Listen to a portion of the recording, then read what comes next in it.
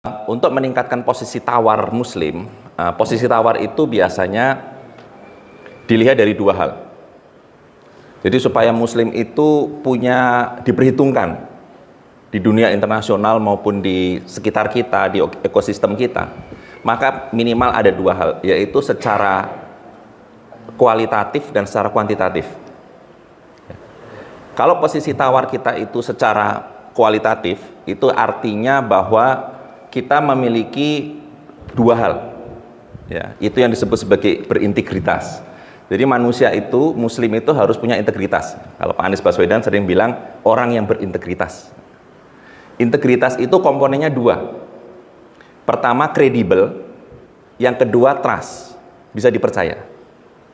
Orang kalau hanya kredibel, pinter, kemudian wawasannya hebat, tetapi nggak bisa dipercaya, akhirnya dia ada di mana tuh Pak? Di gedung merah putih, di gedung bunder, gitu ya. Kita mungkin dia banyaknya dokter-dokter Pak ya, di KPK itu banyaknya dokter-dokter yang diselidik gitu. Mereka pintar-pintar, tetapi beranikah kita menaruh investasi ke mereka? Nggak berani kan? Itu karena kita nggak trust dengan mereka. Nah, kalau seandainya kita itu punya kredibilitas dan kita bisa dipercaya, itu maka kita mencontoh salah satu sifat kenabian. Nabi itu kredibilitasnya itu 3.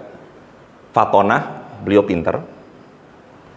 Kemudian yang kedua, beliau itu juga orang yang sidik. Sidik itu artinya kalau ada kebenaran dia cepat mengikuti, kalau ada keburukan dia cepat meninggalkan. Jadi move on-nya itu cepat. Itu ciri orang yang sidik. Makanya seorang sidik itu termasuk 1 dari 4 orang yang VVIP masuk surga tuh. Selain Nabi dan Rasul, kemudian orang sidik, kemudian orang yang berjihad, kemudian orang soleh secara sosial. Itu 4 orang itu langsung enak. Nah, jadi orang sidik ini orang yang memang cepat untuk melakukan, merespon segala keburukan, amar ma'ruf nahi mungkar, dan cepat meninggalkan kalau ada yang kemungkaran gitu. Jadi kalau ada kebaikan dia cepat mengambil itu sebagai sebuah bagian yang harus dia lakukan, dan dia harus mendakwahkan itu secara cepat, amar ma'ruf, dan dia harus segera meninggalkan, yaitu nahi mungkar, dan dia mendakwahkan nahi mungkar tersebut. Itu orang sidik. Kemudian beliau juga punya tablik. Tablik itu apa? Communication skill, kemampuan untuk berkomunikasi. Nah, ini juga ada sesuatu yang hubungannya ke kredibilitas. Jadi dia pinter, dia cepat move on, dan dia komunikasi skillnya bagus. Makanya 71% CEO itu Pak, Chief Executive Officer di perusahaan-perusahaan di dunia, itu 70% adalah kemampuan komunikasi. Nah, yang 29% itu memang karena skillnya hebat banget ya, kayak mungkin Pak Habibie gitu ya. Itu karena memang luar biasa pinternya. Tetapi 71% dari survei yang dilakukan itu, mereka itu memiliki kemampuan komunikasi yang bagus. Itu tablik gitu. Nah, kemudian yang keempat itu adalah trust tadi, yaitu amanah. Jadi kredibilitasnya itu 3, kemampuan secara fatonah, ya, knowledge. Kemudian yang kedua adalah tentang bagaimana beliau cepat move on, nahi mungkar, amar ma'ruf nahi mungkar, dan yang ketiga adalah tentang bagaimana communication skill beliau, karena setiap nabi harus punya communication skill yang bagus. Kemudian trustnya itu adalah ya amanah. Nah, amanah inilah adalah sesuatu yang hebat. Makanya nabi setelah menjadi nabi itu orang boleh tidak percaya kepada Islamnya, tetapi orang-orang Nasrani pada saat itu yang ada di Mekah itu tetap meletakkan uangnya, menitipkan uangnya kepada nabi. Karena apa? Al-aminnya itu sudah ada duluan sebelum ada kenabian. Trustnya itu ada duluan. Makanya untuk membangun sistem yang penting ada trustnya dulu. Kalau kita mau membangun sistem tapi trustnya nggak ada, ya itu susah kita membangun sistem. Makanya salah satu hal yang paling penting untuk meningkatkan posisi tawar kita secara kualitatif, yaitu kita memiliki kredibilitas dan trust. Nah, kalau umat Islam itu bisa kredibel dan bisa dipercaya, itu saya kira pasti semua orang akan salutlah pada Islam dan akan mengikuti sistem yang ada di dalam Islam.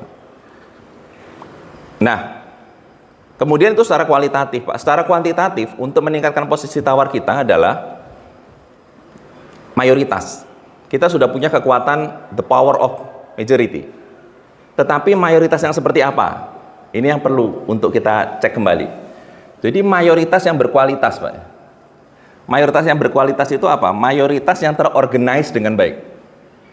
Kalau kita mayoritas, tetapi kita tidak terorganize dengan baik, itu sama saja yang disebutkan Rasul buih di lautan. Buih di lautan itu apa? Banyak, tetapi tidak terorganize dengan baik. Akhirnya apa? Ketika kita mau boikot gitu misalnya, ada yang ikut, ada yang enggak, ada yang ikut, ada yang enggak, ya kan? Kita nggak bisa jadi satu jamaah. Padahal dalam sholat udah dijelaskan bahwa kita harus ikut imam, gitu ya. Ini masalahnya, Pak, seperti yang disampaikan Pak Muta'ali beberapa waktu yang lalu, kita itu rata-rata kepengen jalan sendiri-sendiri. Ah, saya nggak usah ikut itu, ah saya jalan sendiri. Saya nggak usah ikut itu, ah saya jalan sendiri. Akhirnya umat Islam ini seperti umat yang naik motor.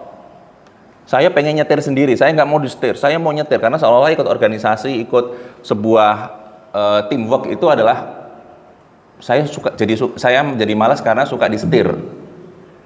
Saya mau nyetir sendiri. Akhirnya setiap orang, setiap umat Muslim berpikiran seperti itu, mereka akhirnya apa, Pak? Akhirnya mereka naik motor sendiri-sendiri, naik motor. Sedangkan lawan kita itu naik bis, satu sopir, penumpangnya banyak, mobilnya besar. Akhirnya apa?